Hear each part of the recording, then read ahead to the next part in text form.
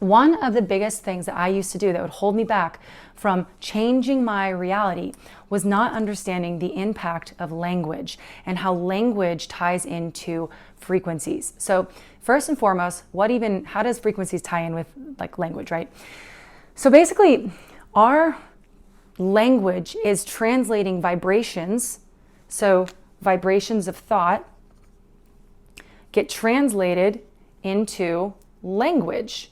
When somebody is talking about something, that thought gets translated down here in this person's brain, and then that frequency translates into language. That perpetuates a frequency going on. That's an arrow. It's clearly, I'm very good at drawing here.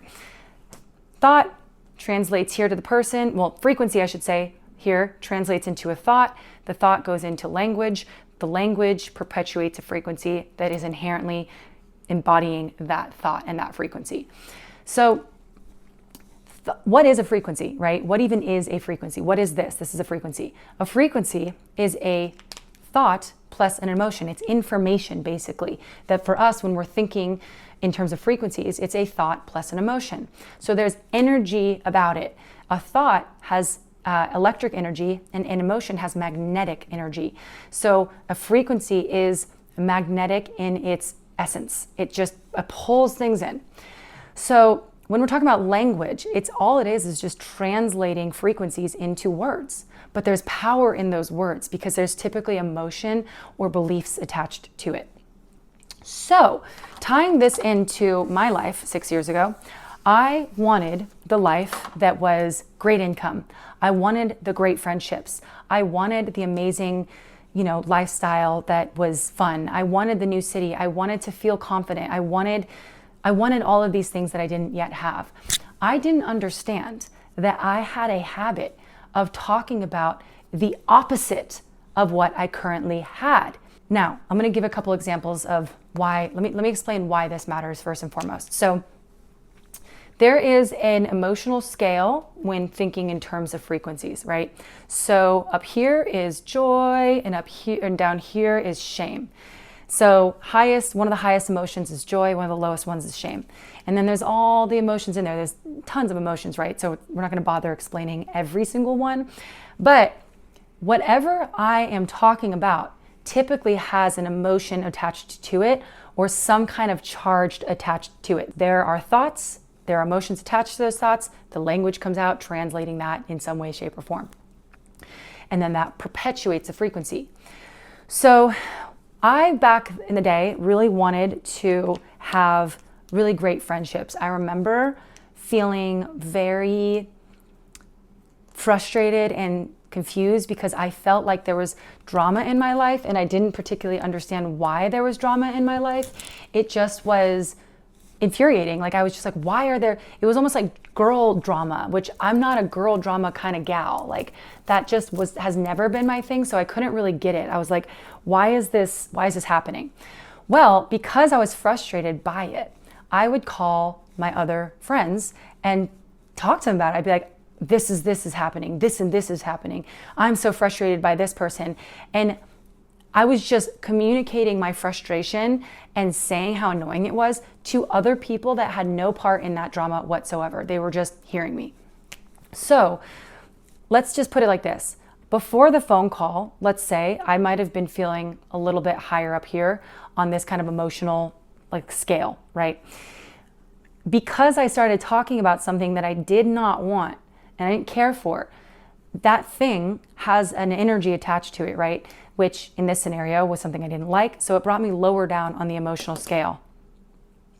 So I chose to basically call someone and talk about this problem that I didn't want to have happen in my life. So an example was, I remember when I was trying to figure out how to make new friends, I moved, I'm actually gonna say this first. I was in my hometown and I would talk to my friends about the drama that was going on and it just perpetuated and all that. I remember once I really started to understand how to raise my baseline frequency and how to shift my reality through thinking in terms of frequencies. I remember I moved to a new city and it was a whole fresh start, right? A whole new thing. And I get to this city and I start meeting new friends and I remember these new friends started talking to me about their old, friendship drama that would go on in their life. And I remember in that moment, I had a choice. And I was like, damn, I can so relate to that. I can so relate to that. Like, I had 6 different things in my life where I was like, oh, there was that drama, there was that drama, there was that drama. And I chose not to relate to them.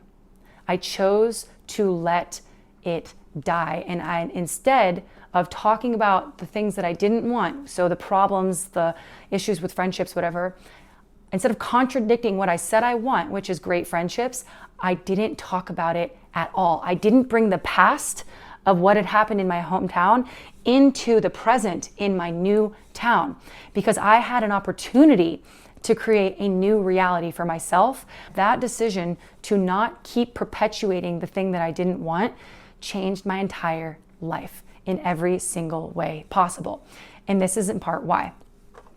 So thinking in terms of frequencies, when we talk about things that we don't want, and I'm gonna put a couple caveats to this at the end here, for like sometimes that it's okay to do that, right? But like, basically, by me talking to somebody else about the thing that happened in my life that I didn't want, I'm creating an energy field around me that has to do with the emotional state that I'm in all the time. And that field, because I'm communicating to this person, they then experience a similar emotion based on what I'm talking about. And then they're going to start going back and forth about their problems. This is how it works. When when you have that moment when you're talking with somebody and you really resonate with them, oh, you get it. Oh, you get it. Oh, you get it. You think it's a good thing. There might be a moment in time where briefly it's good just to get something out of your system because we're human, maybe. But really, at the end of the day, all it does is bring both people down on an emotional scale standpoint. And because our consciousness has to do so much with the essence of our baseline frequency, meaning the general emotion kind of average that we feel on a day-to-day, that emotional state tells the universe what to bring to me. So when I would talk about my problems to my friends, it would allow them to then resonate with me, and they'd talk about their problems with me. We didn't know it, but it was inviting in more like-kind problems and other people, new friendships that had those same kinds of problems. When I made this change, when I moved to this new city, I decided if there was a problem in my past or something that I didn't want to exist anymore, I would not talk about it. Wouldn't talk about it. Why? Because I decided I didn't want to perpetuate a reality that I didn't want to exist anymore. So again, this goes back to the contradicting language thing. I said I wanted loyal friendships. I said that I wanted to be a loyal friend. I said that I wanted to be a great person. I wanted to have a new life, a great income, a great family, great lifestyle, multiple streams of income, whatever. By saying and talking about the things that are contradictory to that, it's not like it's the end of the world if it happens sometimes, but I had a habit of doing it all the time. So once I stopped talking to people about the drama friendship in my life, not only did all of it go away completely, and in fact, the stuff that I just let figure itself out, literally figured itself out, and those people came to me and like either apologized to me or we just worked it through or whatever, or I figured out what to do and it was all good. But really what happened is all the friendships that came to me were drama-less people. They don't care about drama. It's not in their sphere to talk about. Like there are different types of people in this world. There are people who talk about other people, and there are people who talk about dreams and ideas. There are people who are pessimistic. There are people who are optimistic. And those people attract the same kind of people because of, it starts with their frequency that translates into thoughts, which translates into language, and then that sends a signal to the universe of who and what to bring to them. So what's the solution for this? How did I learn to shift this? I realized that, for example, here's a great thing that I realized when I worked at this Fortune 500 company. So I was hired as a sales director at this Fortune 500 company, and I remember getting there and I was really dialed into like, I'm just going to talk about things that I like, and I'm never going to complain. I'm not going to talk badly about other people. I'm not going to notice the things that I don't like, whatever. So I go to this company and I start working there, and it's about a year in, and I noticed that there were a lot of other people there that worked, that were in my same role but had frustrations with the company. And they would all get together and start talking about the annoying things, the negative things, because they didn't feel they had an outlet. And I started doing it too. Why? Because misery loves company. When you're frustrated and you allow yourself to talk about it and go there, it just keeps going. It just keeps going. So the solution that I came up with was to separate myself completely from those meetings. And in fact, I even asked the leader of the meeting if we could change the focus and talk about solutions rather than the problems. And they did. So there's ways to tweak this. When people call me and talk about their problems, of course I'm human. I'm not a crazy person. I have amazing friendships and I want to hear about their lives, and it's not always going to be happy-go-lucky. And yet there's a certain amount of time that we're all allotted to get it out, to have clarity, to talk through it. But then it was noticing, am I that person who's allowing them to complain constantly about a problem that they don't want? Talking about how all men are bad when they're trying to find a relationship is like the absolute opposite of what one should do. All men are not bad. That's a lie. And yet so many women say that, and they're desperate for a relationship. They can't find one. Why can't they find one? Because they're contradicting what they want with what they're saying. All men are not bad, but by saying all men are bad, now you're inviting that reality into your experience. And, saying, you want to be a millionaire, saying you want to have a lot of money, it's not helpful to say, yeah, but no one ever really pulls that off. Yeah, but I'm not good enough for that. Because if every millionaire, which there are millions of millionaires, if every millionaire thought that way, we'd have no millionaires. These are the people that they choose to put their attention on what they want, and they talk about what they want. And when something that they don't want comes up, they let it die. They don't give it attention. They don't give it energy. And that's what I had to learn. Because eventually, this is the way frequencies work. You can't push away a frequency. It's not like you can just push away drama, because what you push against, you get more of, right?